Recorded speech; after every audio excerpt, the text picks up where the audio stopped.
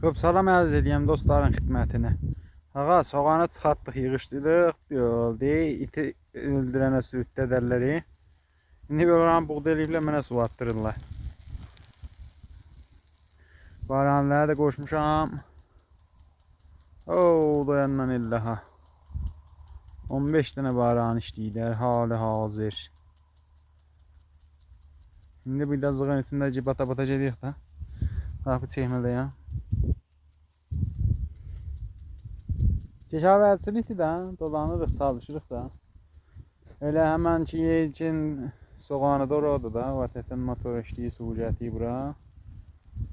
Bir də baranda da bir də çırpı. 1, 2, 3, 4, 5'i bir dadır. 10 dənəsi doyam. Xuda hafız şatqalın gələn bərnaməyə kimin.